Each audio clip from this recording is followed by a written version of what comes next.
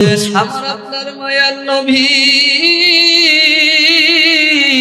মসজিদে নববীর ভিতরে বসে রইলেন। সমস্ত সাহাবাই কেরামদেরকে ডাকলেন।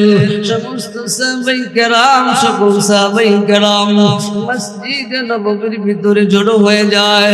সমস্ত সাহাবাই কেরাম মসজিদের ভিতরে একত্র হয়ে যায়। আমার আপনার মায়ার নবী সমস্ত সাহাবায়ে কেরামের দিকে তাকায়। আমার আপনার মায়ার নবী কাউকে যেন তালাশ করতেছে। একবার ডানে তাকায়, একবার বামে তাকায়, আরেকবার সামনের দিকে তাকায়। দুইজন সাহাবী এটা ফলো করে, দুইজন সাহাবী দুই দিক থেকে দাঁড়ায় যায়। ইয়া রাসূলুল্লাহ, ইয়া হাবিবাল্লাহ,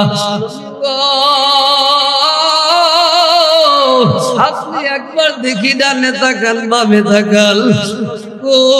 ও নবী, আপনি কাউকে যেন তালাশ করতেছেন।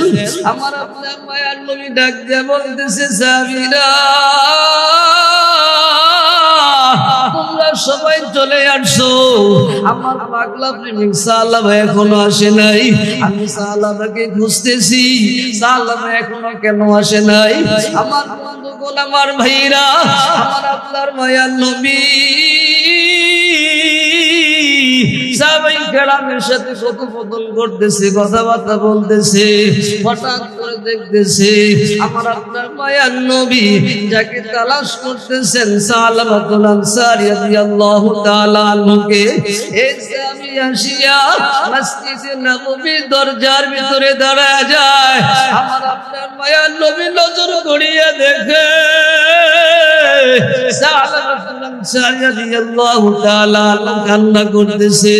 আমার বন্ধু এক পর্যায়ে আমার আপনার মায়ার নবী ডাক দিয়া বলতেছেন, এরে সালামা, ওরে সালামা, তুমি কেন কান্না করতেছো? বলো বলো। আমার আপনার মায়ার নবী কথা বলার পর সালামাতুল আনসারী রাদিয়াল্লাহু তাআলা আনহু ডাক দিয়ে বলতেছে, ইয়া রাসূলুল্লাহ, ইয়া হাবিবাল্লাহ, মাফ করবেন, আপনার কাছে একটি বিষয় জানতে চাই। ইয়া রাসূলুল্লাহ, ইয়া হাবিবাল্লাহ, নবী গো, আমি কালো মায়ের জন্ম নিয়েছি, আমার গরিব ফ্যামিলির ভিতরে জন্ম নিয়েছি, এতে আমার কোনো অন্যায় অপরাধ আছে নাকি? আমার বন্ধুগণ, আমার ভাইরা, এদিক সেদিক মনোযোগ নয়, গভীর মনোযোগের সাথে শোনা যায়। ও দাদারালের মাঙ্গ, আর সময় তো মনে হয় পাবেন না রে মা। আগামীকালকে মাহফিল থাকবে না, আজকে আসে, আজকে শেষ হয়ে যাবে। মা বোনেরা এখন যারা রাস্তাঘাটে ঘুরতেছেন, আমার ভাই বন্ধু বাবাজিরা, যারা অযথা সময় নষ্ট করতেছেন, এখন যারা বাসায় বসে আছেন, এখন যারা দোকানপাটে বসে আছেন, আর করবেন না রে বাবাজি।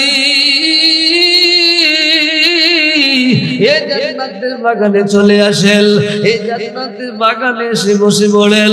এ বাবাজি, আমি যে কথাটা বলতেছিলাম, আমার আপনার মায়ার নবী ডাক দিয়ে বলতেছে, সালামা, এরে সালামা, তুমি কেন কান্না করো? তুমি কেন কান্না করো? সালামাতুল আনসারী ডাক দিয়ে বলতেছে, নবী গো, আজকে আমি কালো হয়ে জন্ম নিয়েছি, আবার গরিব ফ্যামিলির ভিতরে জন্ম নিয়েছি, এতে আমার কোনো অন্যায় অপরাধ আছে নাকি? আমার আপনার মায়ার নবী সান্ত্বনার বাণী শোনায় দেয়, এরে সালামা, আল্লাহু আকবার, জুড়ে বলেন, আওয়াজ দিয়ে পড়েন, আল্লাহু আকবার। আমার আপনার মায়ার নবী সান্ত্বনার বাণী শোনায় দিয়ে বলে, এরে সালামা, তুমি কালো হয়ে জন্ম নিয়েছো, আবার গরিব ফ্যামিলির ভিতরে জন্ম নিয়েছো, এতে তোমার কোনো হাত নেই, তোমার কোনো অপরাধ নয়। আমার আল্লাহ ভালো মনে করেছেন, আমার আল্লাহ তোমাকে এইভাবে বানিয়ে দুনিয়াতে পাঠাইছে, এতে কারো কোনো হাত নেই। এক সালামা কান্দি আর বলতেছে, নবী গো, আমার যদি কোনো অন্যায়, আমার যদি কোনো অপরাধ না থাকে, তাহলে মদিনার মানুষেরা আমারে পাগল বলে কেন ভুলায়? মদিনার মানুষেরা আমাকে পাগল পাগল পাগল বলিয়া কেন আমারে ভুলায়? শুধু তাই নয়, শুধু তাই নয়, মদিনার ছোট ছোট বাচ্চাদেরকে আমার পিছনে লাগিয়ে দেয়।